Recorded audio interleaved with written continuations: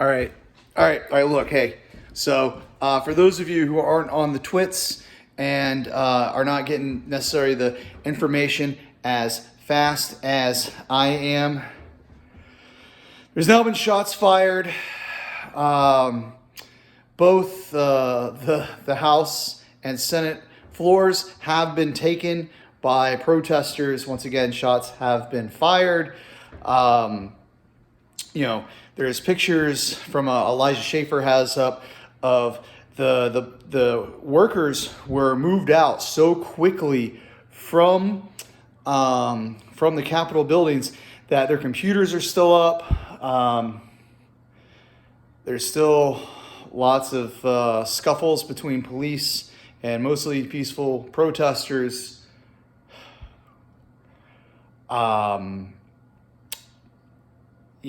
I was thinking that gunshots would happen tonight, but it's already happened now. It's daylight. It's mid-afternoon. The time I'm filming this, it's 3:18. The gunshots probably happened, that they started reporting about 3 o'clock. So, what else? So the National Guard, the Pentagon has denied sending the nasty girls in so far, but here's what you have to look at now with this event. You can't put the genie back in the bottle. This is history in the making. Now, what will come out of this, whether Biden will just be sworn in and people will disperse today and it'll calm down, no, that's not going to be exactly how this goes. Biden's going to be sworn in, of course. Yes, we know that. But here is the thing that you have to really think of. Even if all the protesters hop in their cars and they go home right now, massive repercussions are going to come out of this. If anyone was actually shot, if anyone has died from this, now martyrs have been created. Now also with Capitol Police and the protesters, if I don't know if gunshots have been fired by both sides or just the Capitol Police, but here's what you have to think of there.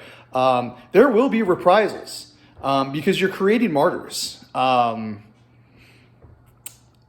So you cannot put the genie back in the bottle easily.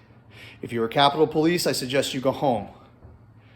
Your life is worth more than some buildings, and you may need to take some self-reflection as to what side you might find yourself on now, because things may be going kinetic. Once again, I say that without any hyperbole. I do not want violence. I abhor violence. I've been to war. A civil war in this country will be the absolute worst possible thing that could happen. To me, I think the most amicable solution would be to see a breakup of the country peacefully between left and right countries, maybe have several nations built out of it. If that's the route that we ultimately had to go, if our country is so torn that it cannot stand united anymore, then it has to be a peaceful divorce. But if that's where we're going, I hope it's not. But yes, there is no denial. You cannot look at this as anything short of, you could call it domestic terrorism, you could call it a coup, you could call this a patriotic uprising, depending on what your politics are is how you are going to define this very moment in time. And the hard decisions may come out of this, okay? If you think that there will not be a crackdown from this, you're a fool. And I have a feeling that the situation in the Capitol is going to get worse before it gets better. If you are at the Capitol right now, if you see this video, all I want to say is that I hope you remain safe, and I hope you keep your head on a swivel. And that goes for no matter who you are there. There's no,